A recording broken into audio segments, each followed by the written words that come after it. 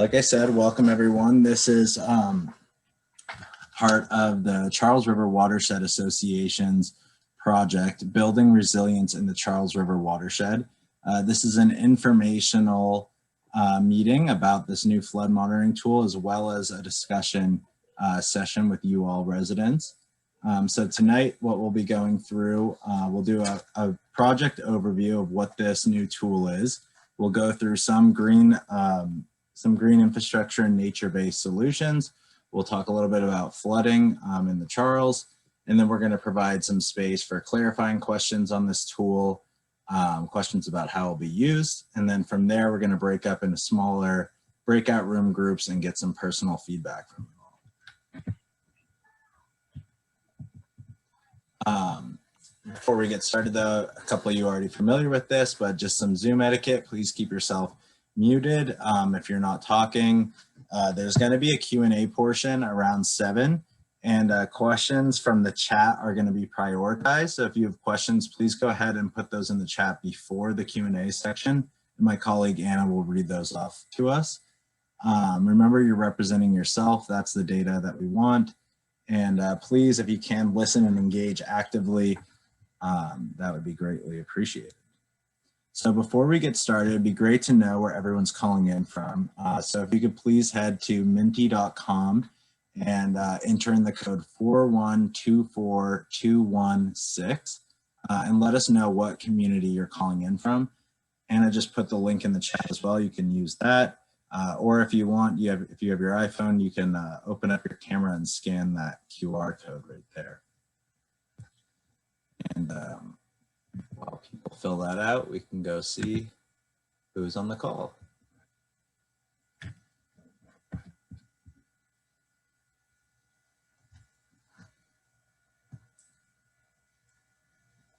Great, it looks like we have some people from all around the upper watershed, even some Boston folks.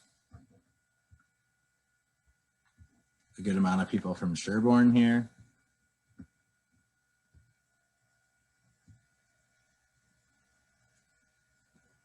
Holliston as well.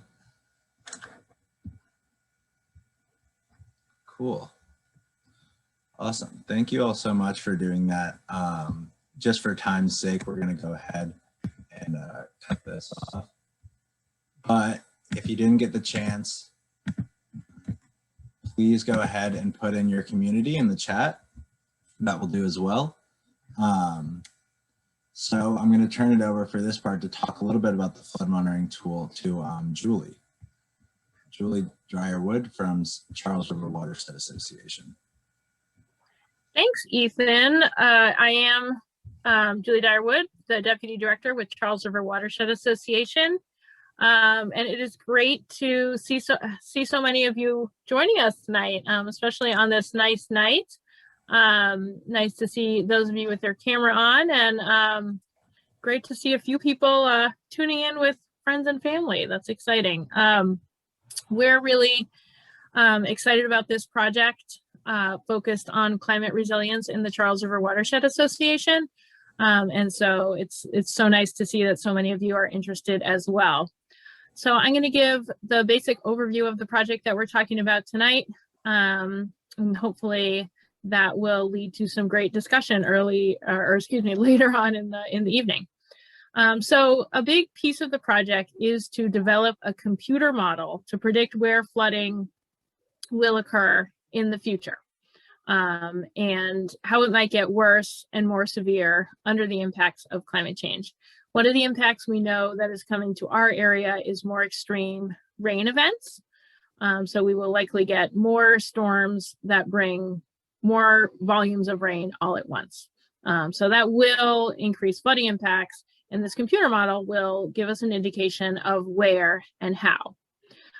Once we have this model built, we'll also be able to use it to test possible climate mitigation strategies, so that before we invest the many millions of dollars that it is going to take to adapt to climate change, we have some sense of what the benefit of that investment will be. And we can prioritize things for near-term development and prioritize things that really are going to have an on-the-ground impact.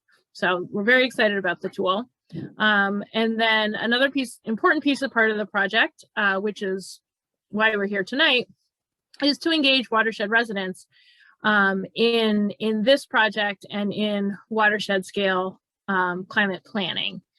So this project is taking place at the regional scale because obviously water flows across boundaries, which actually I think if we skip to the next slide,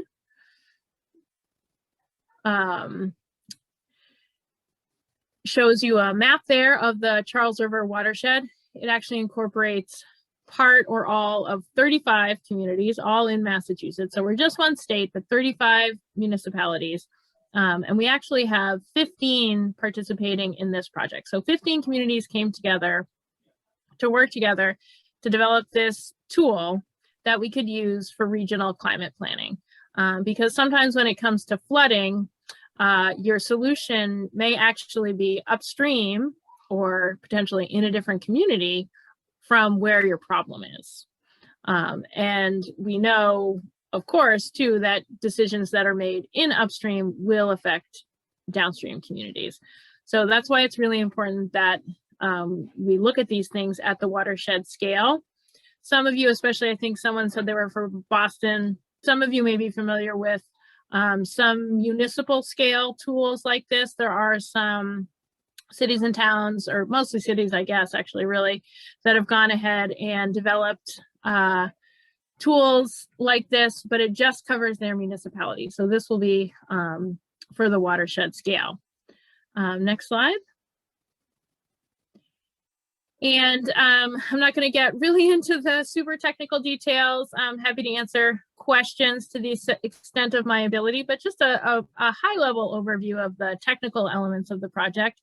Like I said, we basically use a computer to simulate flooding across the area. It uses a software, like a pre-packaged software. It's called PC Swim. We've hired an engineering firm named Weston Sampson to do the technical work, and they have experience in this kind of work, a lot of it actually. And basically you feed all the information about your land area, your stormwater pipes, where buildings are, what's high ground, what's a hill, what's low ground. You feed all that information into the computer, and then the computer can make this simulation, and then you can throw different rain events at that computer model, and then the output will be where is flooding, how deep is flooding, which can give you a sense also of how long it might last. And then, as I said, you can also change that model to say, well, what if we had this flood mitigation impact? Oh, did we lose? Oh no, Ethan's there. We must have just lost the screen share for a second. You can put into the model, what if we add this flood mitigation project? What will the impact on our flooding be? So that's sort of the very high level of what is a fairly technical project, and I'm happy to take additional questions when we get to the Q&A, but with that, I'll hand it back to you, Ethan. Thank you so much, Julie. And what I'm going to cover right here is a lot of some of the stuff that Julie just went over, but what's going to make this tool so different is that it can be applied across the entirety of the watershed, like Julie mentioned earlier. And to another point that she brought up with some of the lower watershed municipal flood monitoring tools, like the one in Cambridge, which you can see on the right here, it's super detailed and accurate, and the first production of our tool will probably not be that detailed. But when you do look at that image to the right, you can see where that detail stops, and it cuts off directly at the kind of municipal lines. I believe this tool also works in Boston as well, but it does have some pretty strict geographic boundaries.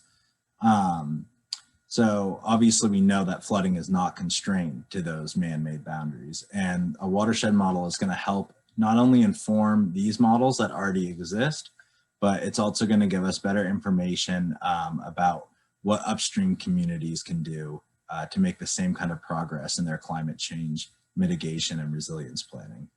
And then on the left, there's a FEMA flood map from part of the upper watershed. I think this is right around Medford area. I can't really see on the graphic, but it's important to recognize that while these maps are commonly used by residents, businesses, municipal planners, they usually only include flooding results from a limited amount of factors. Sometimes they don't take in a lot of the factors that should be tested because of climate change.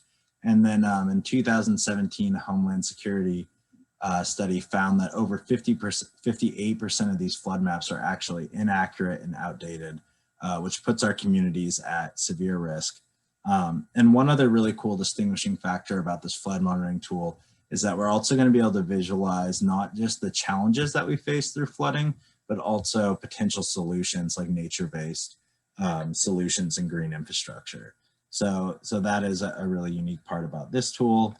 And just to talk about some of those nature-based solutions a little bit more specifically, we can go through some of the ones that will be tested in this model. So one of them is reducing impervious surfaces. So impervious surfaces are anywhere where the water can't penetrate back to the groundwater. So that includes asphalt, concrete, cement, different kinds of metals.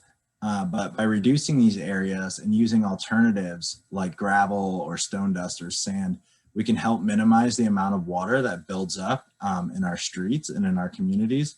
And that water will also replenish our groundwater stores. And then you have things like green stormwater infrastructure. So that's using vegetation, plants, soil, and other natural materials again to help mitigate the amount of flooding, helps absorb a lot of water, and again brings it back to the ground stores. So people will do that through increasing tree canopy or making bioswales or harvesting rainwater or having rain gardens. It can also improve water quality in a watershed, and it's also really good for, again, draining water after storms. And then you have, like just mentioned, increasing tree canopy, which helps distribute the amount of rain that will land on a particular surface. So the canopy itself helps kind of spread the rain out into a larger area. And then again, the roots help a lot with absorbing excess water and can also help prevent erosion, among a lot of the other benefits that trees have, such as shade, heat relief, noise relief, stuff like that. Some other solutions and some of the kind of like larger scale ones. One of them is land conservation, which helps prevent flooding by maintaining the natural ecological resources that we have. So protecting our natural land, returning developed land back to its natural state. That's going to restore all those ecosystem services that help absorb water, return water back to our ground stores. So that's a really good one. They can also create open spaces for our communities for recreation, and it's really good for preserving natural wildlife, which also plays its own part in climate change mitigation. Then you have wetland restoration, which is using different methods to restore wetlands to their natural state. So that could be preserving ones that are already there. It could be creating new man-made wetlands, but wetlands act as a really great buffer for storm surges. They soak up a lot of flood water. And again, they act as a natural habitat for animals and wildlife. And then finally, you have floodplain reconnection, which helps reconnect natural pathways of water. So a floodplain is generally a flat area along a river made up of sediment. It has been developed there over a long period of time. And floodplains often become disconnected from rivers because of human infrastructure. So we might need to build a road or a parking space. So we try to redirect the water. And by doing that, by separating it from the floodplain, you know, we're basically undoing the natural solutions for flooding. So that's one thing. And then finally, there's reservoir management, which kind of goes into preservation of just making sure that our bodies of water are healthy, they have high water quality, and that natural life is functioning and thriving there. So those are some of the nature-based solutions that can be tested with this tool. This is a great table put together by Charles River Watershed Association, where you can kind of visualize the different benefits that these nature-based solutions could bring. And you can see here that a lot of these nature-based solutions have multiple benefits. So yeah, just an interesting slide to look at when we're trying to imagine what kind of services these would provide. It's also really important to talk about the drawbacks of green infrastructure and nature-based solutions. So while all this sounds great, most of us appreciate nature and greenery, especially if it's going to help us be prepared for flooding and environmental disasters. But some of the drawbacks include the fact that these projects take a lot of time. They require a lot of planning, design, environmental regulations, construction permits, etc. Also considerations for groups of people that might struggle with some of these changes, such as people with disabilities. These projects are also competing for space. So new parks and floodways and drainage are going to take up space and funding for things that, you know, maybe could be used for parking, housing, recreation, business, or industry. And then finally, some of the more adverse side effects to nature-based solutions that people have found is that these projects can increase property value and drive up private investment. So in a study by Just Green Enough by the Rutledge Equity Justice Sustainable City Program, they found that there's direct links between the creation of new green infrastructure like parks and greenways with expensive development and gentrification. So it's important while we look into all this to constantly maintain the conversation of how we separate these really great nature-based solutions from high-end economic development, and how can we make sure as community members that we're engaged in that conversation, that we're a part of the planning process. So some examples of where that's gone wrong, you have things like the Highline Park. Again, it's a really great, beautiful, creative park. And it provides a source of connection to nature in one of the world's largest cities, but it also attracted $2 billion of investment, drastically changed the meatpacking district in Chelsea. Again, those outcomes were not intentional in any way, but they can be harmful, and steps need to be taken to try to reduce these. And it all begins with having people on the call, residents like yourself, here to participate in every step of this kind of planning process. So in order to build resilience in the Charles River watershed, it's important to understand what resilience is. So it's become something of a buzzword, particularly with COVID, with all the trials and tribulations that we've been through this year. Some of us have dealt with that more than others, but regardless, there's this desire to bounce back. And that's essentially what resilience is. It's the ability for a system to keep functioning despite disturbances. So if we can imagine resilience in our case, where the Charles River watersheds our system and all these communities that exist within it, disturbances would be the flooding that Julie brought up, climate change, unpredictable weather, sea level rise and stormwater flooding. But disturbances could also include like some of the development projects that we're talking about through these nature-based solutions. So part of the reason that we asked everyone here tonight is to open up this line of communication between residents, organizations, and municipalities who are working on these kinds of projects. This tool is primarily going to be used for municipal planning and regulation in this stage, and they're going to be using that to guide their decisions. But we really want to build trust in this tool. We want residents to understand how this tool works and how their towns will be using it. So we wanted to open up this line of communication and allow people to ask questions and make suggestions. And we want to incorporate all those thoughts and ideas into this project, whether it be immediately or further down the road. And one of the best ways to do that is by engaging stakeholders like yourself directly. So what is a stakeholder? People who are typically involved and affected by complex challenges. So you all are stakeholders when it comes to the Charles River watershed or anything that's happening along the watershed. And different stakeholders bring different kinds of knowledge. So quickly we'll go through the different kinds of knowledge. This graphic's really great for understanding that, but you have foundational knowledge, which every person has. It comes from, it can come from our experience and everything that we've learned and gained through our lifetimes. It could come through our normative understanding of the world, so how we think the world should be in our own set of logic and facts. Foundational knowledge can also include citizen knowledge, which is like what this group here today would have collectively.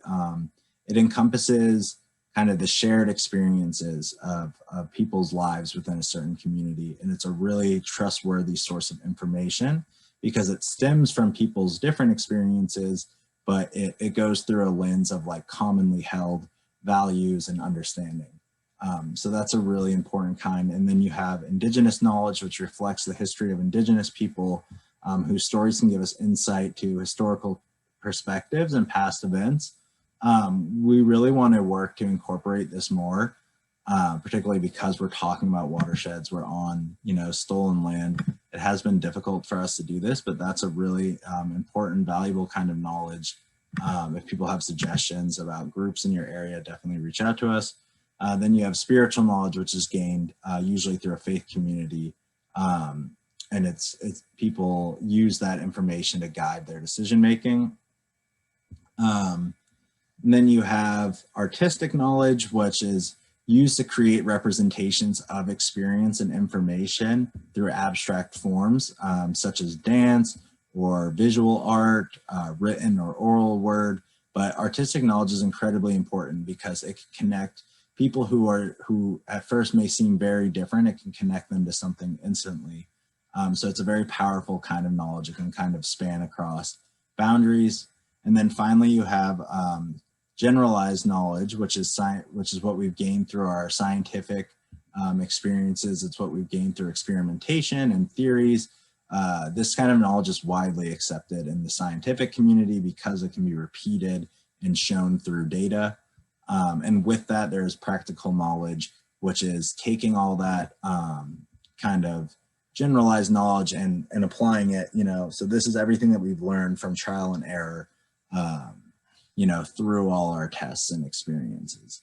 And when you look at all these different kinds of knowledge, it's pretty easy to see that a lot of the environmental sphere leans very heavily on practical and generalized knowledge. We definitely feel more comfortable relying on the sciencey, data-driven type work, and we tend to ignore the artistic and foundational knowledge, and we don't often incorporate those into our planning processes. So what happens, people can be left out of solutions because they weren't included from the beginning, or maybe there's barriers to inclusion, such as accessibility.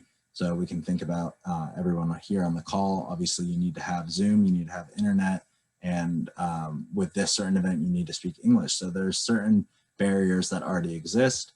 And then what also happens is that place-based knowledge goes unused. So whatever specific details you all may have about your communities and where flooding happens or what types of nature-based solutions work, all that will go unused if we don't lean into the foundational artistic side of things.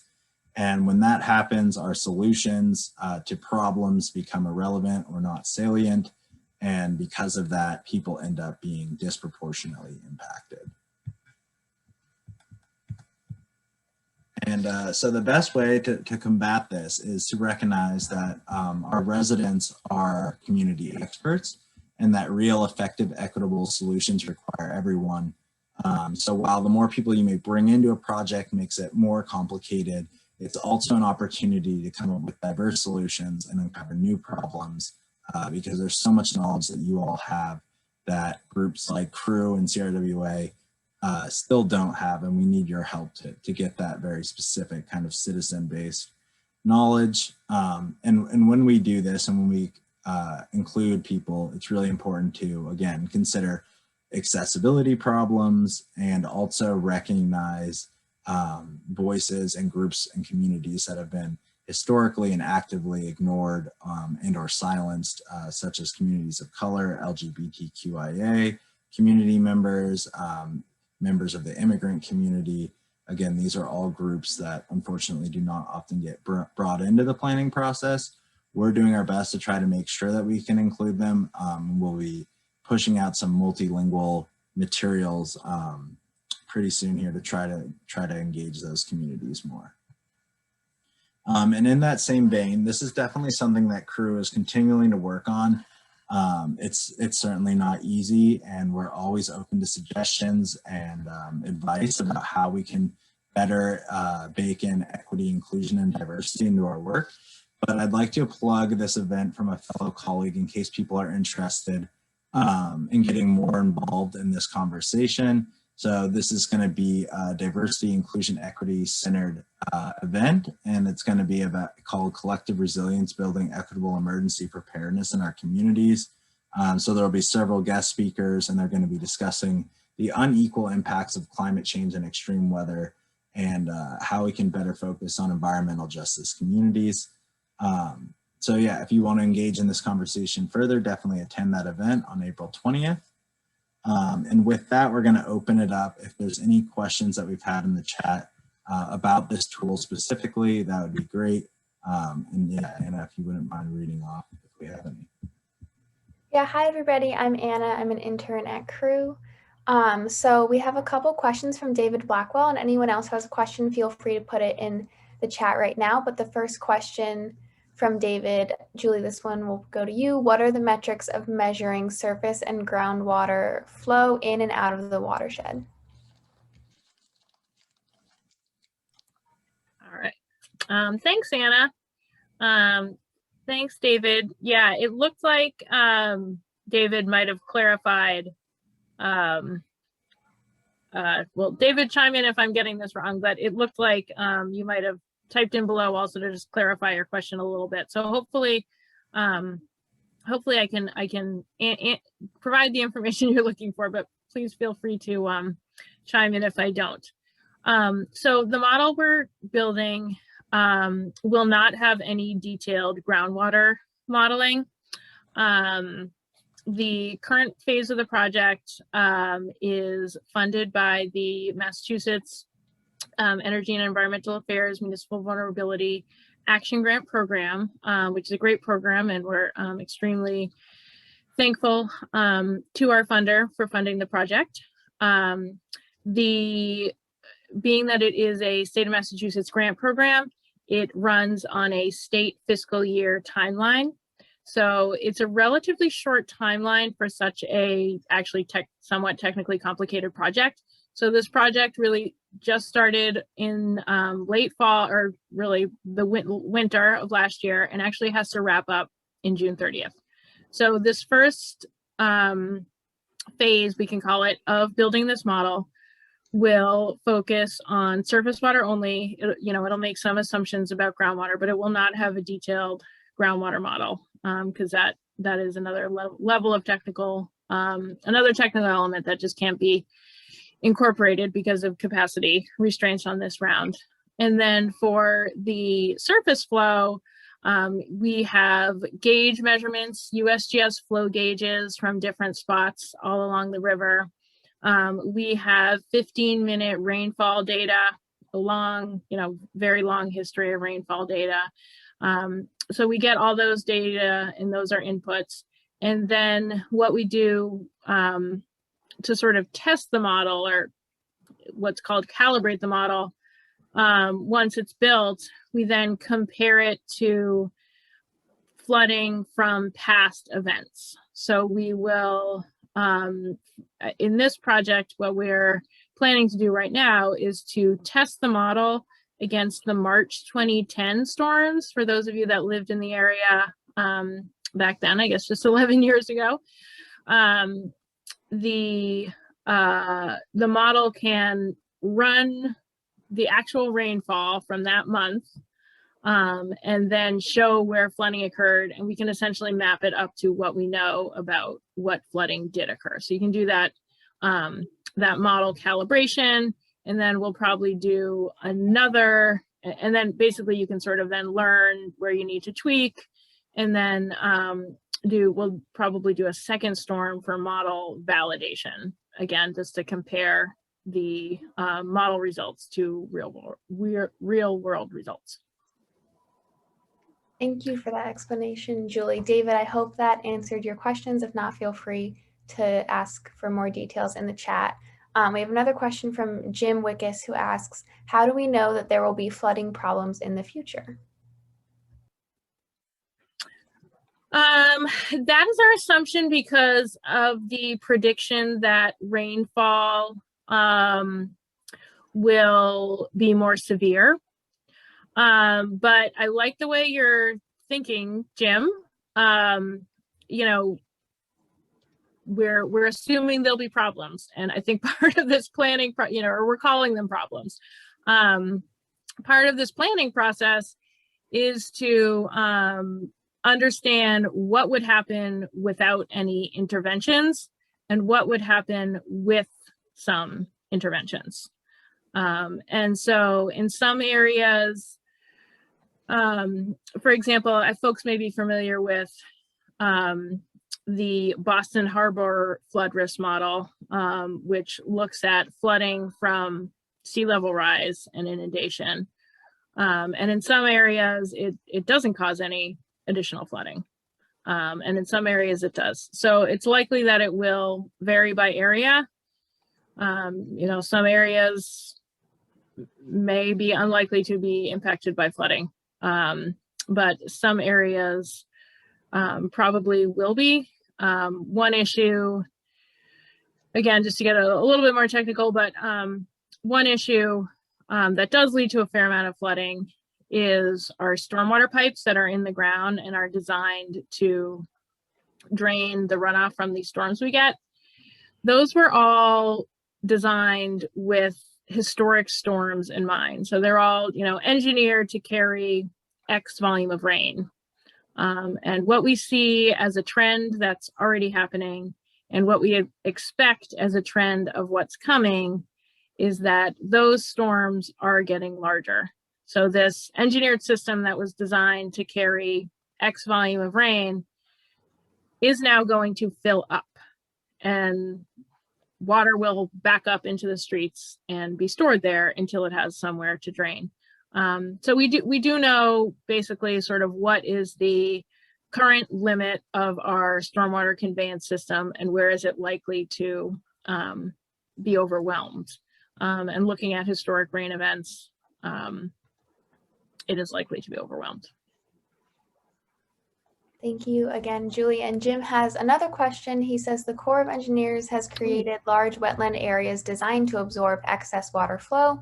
Are their efforts no longer effective? They very much are. They very much are. That is still serving the lower Charles really well.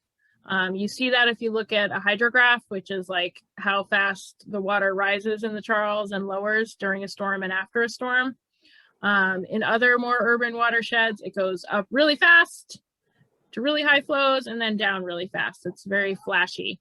In the Charles, it has a much steadier rise and then a much steadier fall, which is really good for reducing flooding, because flooding is usually when you have those really high peaks. That's obviously when you get flooding. So yes, they still do a great job. That's held up by a model anytime we talk with our municipal partners. So, one of the things we could look at in this project is, are there opportunities to expand that? Are there opportunities to add to that? Either through adding new wetlands or land conservation, maybe it's protecting green spaces now instead of wetlands per se. So yes, absolutely, those are effective. Again, just the issue is we sort of know what we can handle in our built environment, sort of what we've designed with these certain historical conditions in mind. So, maybe for hundreds, well, that was done in the 1970s, so it's not hundreds of years, but for decades, that has protected us to a certain point, has prevented development right on the river from flooding. But as rainfall increases, we might see those river level, or we will likely see those river levels rise, and it could affect new areas. Thank you. These are great questions and very good answers. Thank you, Julie. Does anyone else have any last questions? We have a couple more minutes before we go to our breakout rooms to start discussing more in depth. So if there are any last questions, feel free to put them in the chat or unmute and ask. And if not, I'll pass it back to Ethan. I put a couple questions in the chat. David, do you mind expanding on them? Is this groundwater model or this groundwater program, are you planning to add groundwater measurements within the watershed to, then you would be able to calculate how much groundwater ebb and flow would be getting to surface water and be accumulating as you say that there's large wetland areas. Would we see that's a measurement in the how these wetlands may be reacting to climate change and expanding, and is like Boston has these type of groundwater wells to kind of measure how the groundwater is acting in that area, because there's a lot of living space in Boston that is below grade. So they keep an eye on how high the water is rising in those areas. So thusly, we have like areas where beavers are increasing some of the surface water bodies in the Oak Grove region of Medway. Is our plan to measure the size of water bodies and how they grow. Yeah. So at this stage, the groundwater inputs will basically be just as you say, like static measurements. There are groundwater wells across the watershed, so they'll just be static measurements basically from those data sources.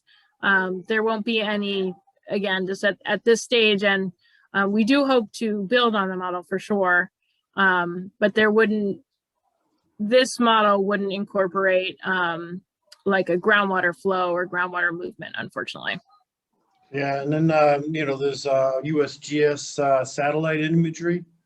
Have we thought about comparing historic imagery and the expansion of surface water bodies over time? The expansion of water bodies, meaning that more water is more upland areas are now being inundated by surface water because there's more water in the region because there's just more climate. Okay. Impact. So yeah, before we started this project, we actually had a partnership with NASA. It was a short-term partnership, but they essentially did just that. They attempted to look through satellite photos to try to understand the impacts of historical flooding based on satellite photos to hopefully inform potential future flooding impacts.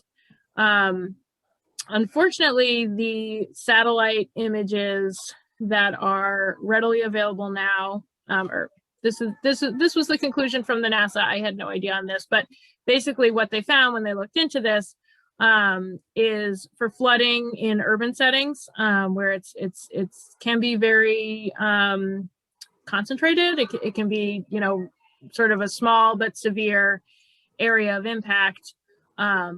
Current satellites, they didn't really provide any light on historic flooding in our area. So that was a little bit disappointing, because that would have been a great data source, to understand past hurricanes or, past winter storm events or whatever. There are apparently, and again, I'm really just relaying, this is not my area of expertise, really just relaying what we learned from this study. There are apparently some new satellites coming online, or that the data may be available that might be better to inform urban flooding or urban suburban flooding, basically flooding in fairly developed areas where it can be difficult to kind of pull out flooding from, I guess, everything else that's in the image. So they did recommend that we, in the future, access some of these, I guess, I don't know if they're higher or lower pixel, I guess, or satellite images. So that is a potential data source, which, yeah, I mean, you can imagine how useful that would be to get one bird's eye view of the whole watershed. It's 308 square miles. But to date, that hasn't been a useful source of information on flooding. Thank you so much, Julian. Thank you, David, for those questions. I just want to get this last question in there before we go to our breakout rooms. The question is from Rich and Joan. Once the tool is completed, who will have access? So yeah, and Julie can probably expand on this a little bit, but for time's sake, so we can get to the breakout sessions. It will be used primarily at this stage for municipalities. So they're going to be using this tool again to test all those things, but they're using it to inform either new decisions around nature-based solutions, regulations, zoning, but they will be sharing these results with the public. So some really great input that we could use from you all during these breakout room sessions that we're going to do next is how they can make those results accessible, what suggestions you might have for making those results accessible. So that's where we're really looking for some input, because as of right now, the tool itself won't change very much to my knowledge as it's used. Yeah, it will be in a it will be on the web.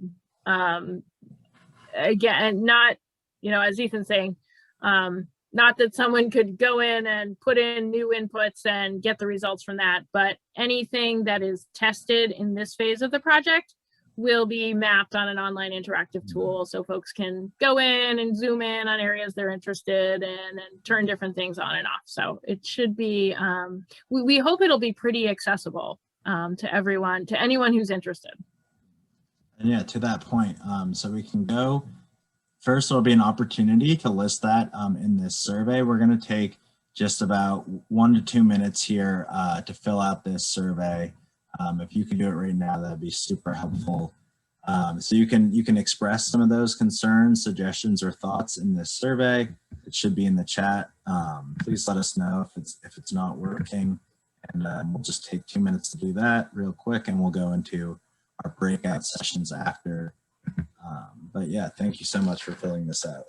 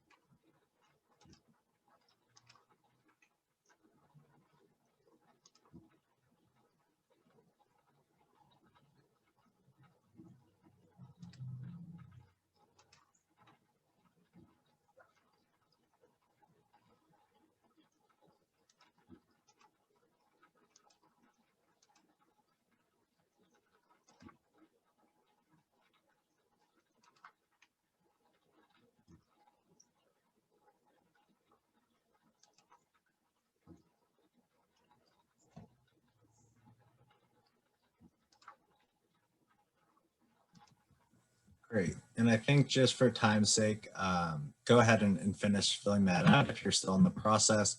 We're going to post that survey at the end of the event as well, in case you didn't have enough time.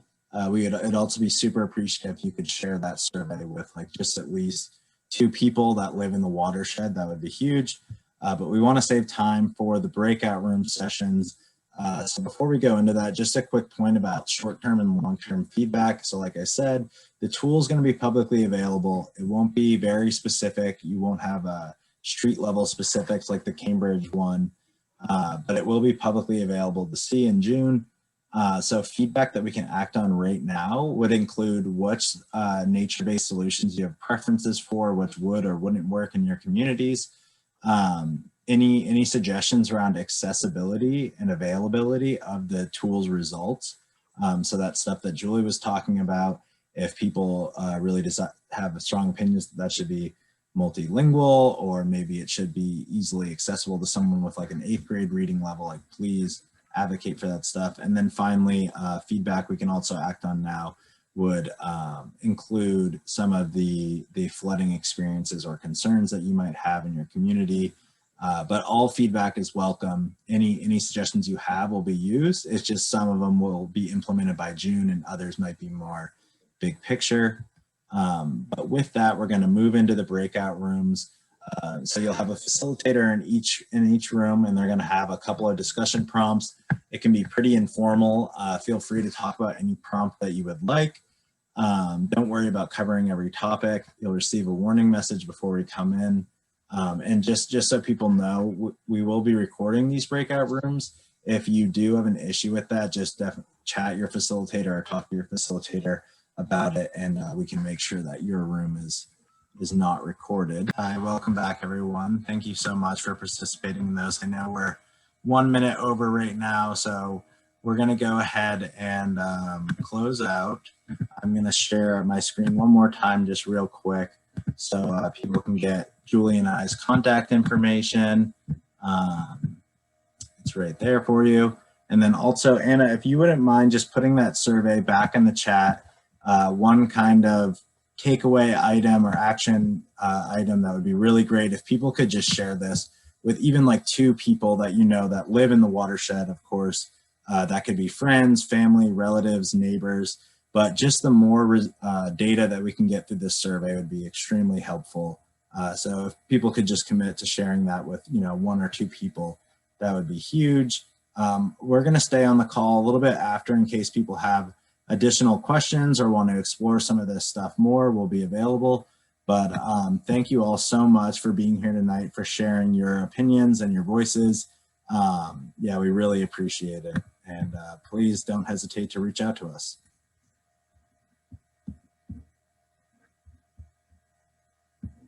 Thank you, everybody. Have a good night. Yes, thank you so much.